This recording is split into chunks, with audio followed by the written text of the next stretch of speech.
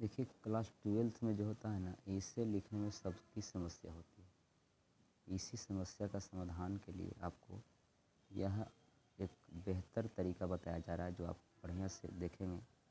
एक ट्रिक ही समझिए, एक फॉर्मेट समझिए। जैसे मान लिया जाए कि हम इसमें लगभग 19 गो इसमें ऐसे लाए हैं, जिसमें सभी ऐसे का आंसर आपका एक ही होगा, यानी सबका अलग अलग आपको आंसर नहीं लिखना पड़ेगा। ग्लोबल वार्मिंग है, प्लास्टिक इसमें बैनेड है, साइबर क्राइम है, चाइल्ड लेबर है, द प्रॉब्लम ऑफ इसमें ड्राउट है ना, द प्रॉब्लम ऑफ फ्लड इन बिहार, बिहार में बाढ़ की समस्या, दहेज हो गया, डॉरी, इन सारे है ना, पोवर्टी गरीबी, air pollution, noise pollution, water pollution, pollution, unemployment, terrorism, the corruption of India, corruption, इतने सारे ऐसे का जो है ना, निबंध का आपको आंसर जो लिखना होगा, एक ही आंसर लिखना होगा।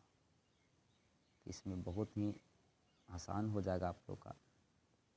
कैसे आंसर लिखना, इसका फॉर्मेट क्या होगा, इस बात को आप समझेंगे। देखिए आपको एकदम बहुत ही सिंपल भाषा में एकदम आपको हेडिंग बना करके 5 आपको हेडिंग है इसमें, खूब बढ़िया से आप इसमें नंबर ले पाएंगे। इन्हें जांचने वालों को पता भी नहीं चलेगा कि लिखा कैसे। तो आप जान रहे हैं कि हम कैसे लिखें, तो इसीलिए आपको बढ़िया से समझ लेना है एक बार, और तब इसमें मज़ा आ जाएगा। तो इंट्रोडक्शन में आपको सबसे पहले लिखना है, जैसे खाली जगह है, मान लीजिए करप्शन पर आ गया, तो यहाँ पर भर देंगे करप्शन। अनएम्प्लॉयमेंट कुछ भी रहेगा भर देना, वही चीज़ भरेंगे जो 19 में से कोई एक आएगा। आ ही जाएगा, 19 गो में से एक आएगा नहीं करेगा, एकदम आ जाएगा।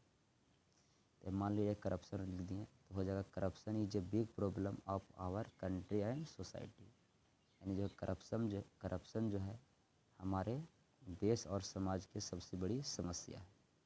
तो कितना सिंपल देखिए सेंटेंस बन रहा है, this problem is increasing day by day, यह समस्या दिन प्रतिदिन बढ़ रहा है, एंड इफेक्टिव प्रभावित कर रहा है पीपल्स लाइफ्स, लोगों के जीवन। If we do not pay attention, यदि हम लोग है ना समय पर ऑन टाइम समय पर ध्यान न दिया जाए, इट कैन बिकेम, यह बन सकता है बहुत बड़ी है ना, बड़ी हार्डल, बड़ी बाधा बन सकता है इन आवर डेवलपमेंट, हमारे जो है डेवलपमेंट में, हमारे विकास में बहुत बड़ी बाधा बन सकती है। इसमें हिंदी भी लिख दिए हैं ताकि आपको इसमें हिंदी भी आप समझ लीजिए पढ़ करके।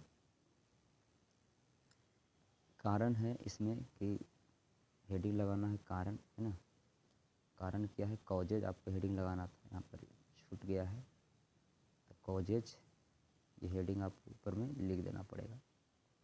तो कॉजेज आपको कारण हो जाएगा, जिसमें रखना है कि there are many causes of this problem, यानी इस समस्या के कई कारण हो सकते हैं। द बिगेस्ट कॉज, सबसे बड़ा कारण है ना, इज पीपल्स केयरलेसनेस, यहाँ पर केयरलेसनेस लिखा गया है, LE है ना, SSNESS, carelessness and lack of awareness, है ना। सबसे बड़ी समस्या, सबसे बड़ी कारण क्या है, तो लोगों की लापरवाही है, एंड लैक ऑफ अवेयरनेस, जागरूकता की कमी, अपार्ट फ्रॉम दिस, है ना, इसके अलावा लैक ऑफ एजुकेशन, शिक्षा की कमी, पॉवर्टी गरीबी हो गया, अनएम्प्लॉयमेंट हो गया बेरोजगारी, and weakness of government peoples are also its reasons, ठीक है। इसके अलावा शिक्षा की कमी, गरीबी, है ना, और गैर सरकारी नीतियों की कमजोरी भी इसके कारण हो सकते हैं। वीकनेस ऑफ गवर्नमेंट, सरकारी नीतियों, है ना, गवर्नमेंट पॉलिसी, सरकारी नीतियों की कमजोरी भी इसके कारण बन सकता है, माने है। तो ये आपको मेन ध्यान रखना पड़ेगा। इसके बाद आपको इफेक्ट्स लिखना है, बहुत ही सिंपल भाषा में, बहुत ही अमेजिंग तरीका से लिखा गया है।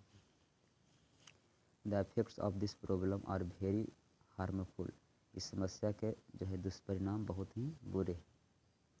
इट इंक्रीज इनक्वालिटी, ठीक है, असमानता, अपराध और पिछड़ापन जो है बढ़ रही है, crime, backwardness in society. It not only affects, है ना, यह न केवल व्यक्ति के जीवन को प्रभावित करता है, बल्कि also step progress of the country, बल्कि देश की प्रगति को भी रोक देता है। उसके बाद आपको लिखना है सोल्यूशन। सोल्यूशन क्या है? For the solution of this problem, इस समस्या के समाधान के लिए अवेयरनेस, जागरूकता चाहिए, एंड एजुकेशन, शिक्षा और क्या एजुकेशन है ना, शिक्षा और जागरूकता जरूरी है। और मोस्ट इम्पोर्टेंट, शिक्षा और जागरूकता क्या है? मोस्ट इम्पोर्टेंट है, जरूरी है। The government should take, government को ध्यान देना चाहिए, गवर्नमेंट को उठाना चाहिए, टेक स्ट्रिक्ट स्टेप है ना, इसमें कठोर कदम उठाने चाहिए। एंड एवरी पर्सन, और प्रत्येक है ना, प्रत्येक व्यक्ति ऑफ सोसाइटी, समाज के प्रत्येक व्यक्ति को, शुड ऑल्सो, समाज के प्रत्येक व्यक्ति को भी डू दियर ड्यूटी, उनका कर्तव्य बनता है।